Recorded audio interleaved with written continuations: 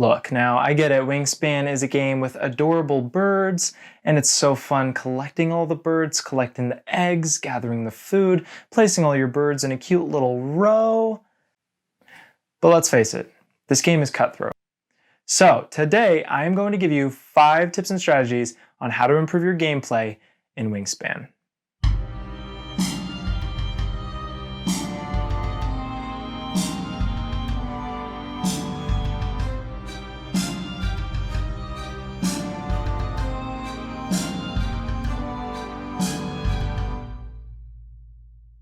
Welcome to Lord of the Board. My name is Sam Smith, and today we are going to be looking at 5 beginner tips and strategies on how to play Wingspan better. And I may even include a 6th tip in there, but you'll have to stay to the end to see.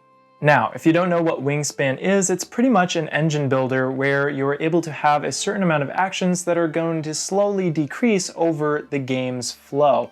And throughout the game, you're going to be gaining food, collecting eggs, drawing cards, repeating that process, and trying to have the best engine by the end of the game and collect the most victory points. So how do we do that best? That is where we are right here. But keep in mind, this is not a rules video, so if you don't know how to play just yet, definitely go learn how to play and then come back here. That way I can teach you how to win. So with that, let's go right into my first tip. So my first tip and strategy is regarding bonus cards. Now at the beginning of the game, each player is going to have 2 of these bonus cards to choose from. And they pretty much provide a maximum of about 7 points. Some of them provide 8 points, but for the most part, they can only provide you with a maximum of about 7 points, sometimes even less. So my first tip is to not focus so hard on those bonus cards. You can get birds that give you 7 points just by existing on your player board.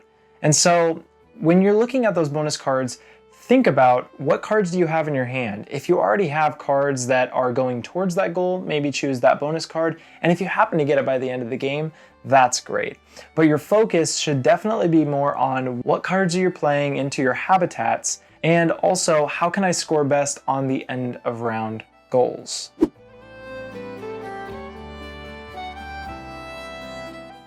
Now, pretty much in Wingspan, you're gonna have 2 types of bird cards. You're gonna have bird cards that are a little bit less expensive to feed, meaning play into your habitat. And then you're gonna have ones that are a little bit more hard to feed, meaning that they're going to be more expensive to play into your habitat.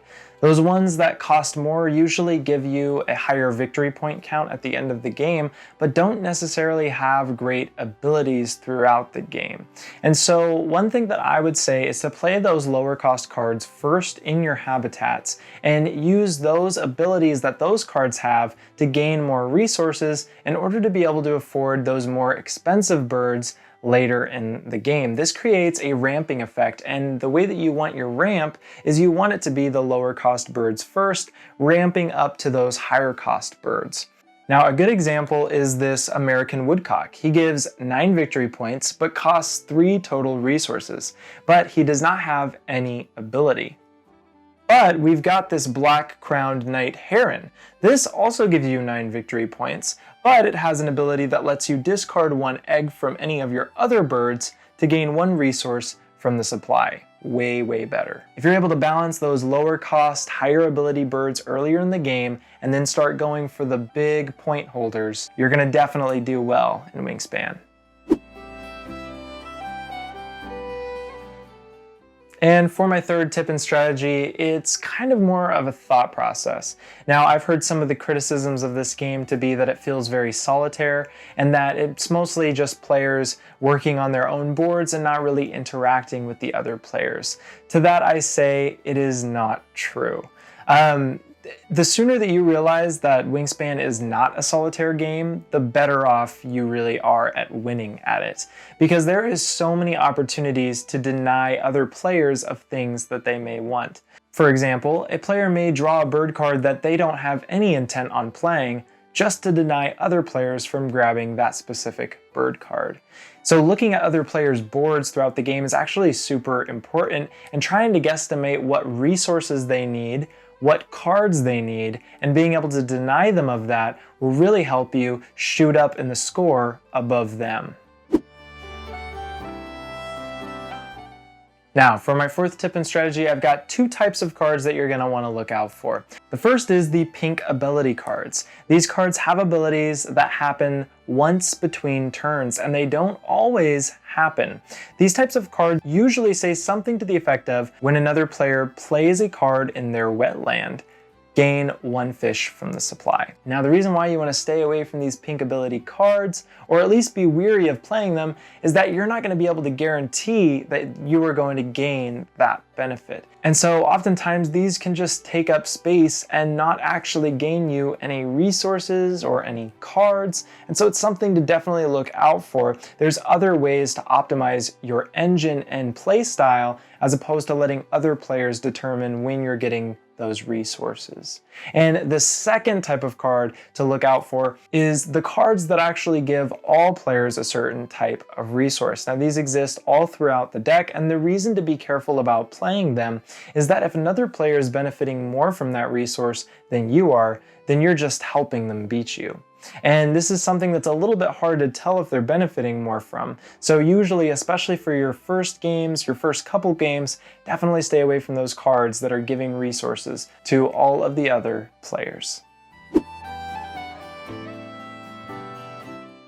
And my last tip and strategy is probably the most important one, and it's something that you really have to look out for and start optimizing in your gameplay in order to be successful at this game. And that is choosing cards that do one of the basic 3 actions and putting them in an opposite action spot.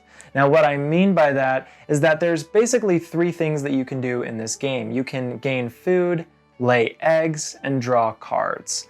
What you're trying to do is draw cards when you're gaining food.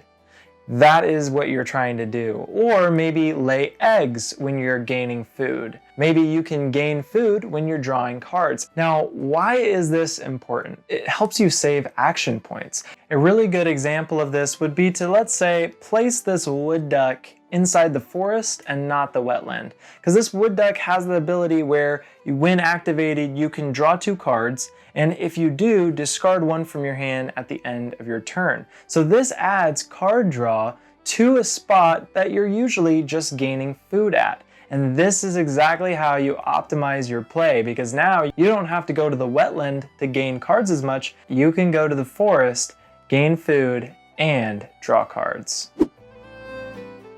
Bonus tip. Yes, of course I'm going to give you guys a bonus tip. Come on. What do you think I am? I love you guys. Love you.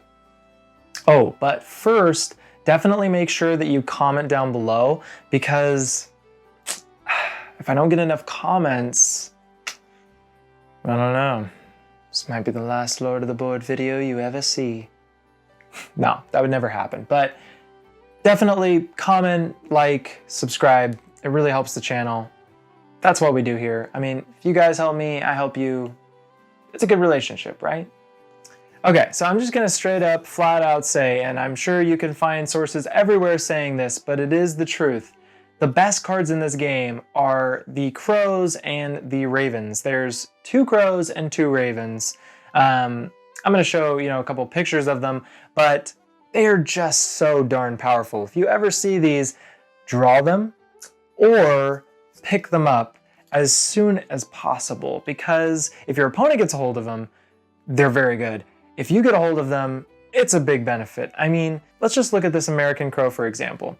This costs 1 of any resource, can be placed in any of the 3 habitats, and when activated, discard 1 egg from any of your other birds to gain 1 of any type of resource from the supply. The value is incredible, and all of the crows and ravens have abilities very similar and just like that, and they have pretty good victory point values as well, so be looking for those throughout the game. They're very great cards. And with that, that is it for my 5 tips and strategies for beginners at Wingspan. Thank you guys so much for watching this video, and I really hope that it helped you have a good trajectory in your next game, and hopefully you'll get your first win. But if this is your first time visiting the channel, please go ahead and subscribe, as well as click the bell notification to be notified when my next video releases. If you have any questions, you can either comment down below or you can contact me on Instagram or Twitter. I also have a Twitch channel now, so if you want to watch me live stream some board games, you can go ahead and follow me there. The links will be down below. Thank you so much for taking the time to watch this video today, and with that, let's go ahead and drop the beat.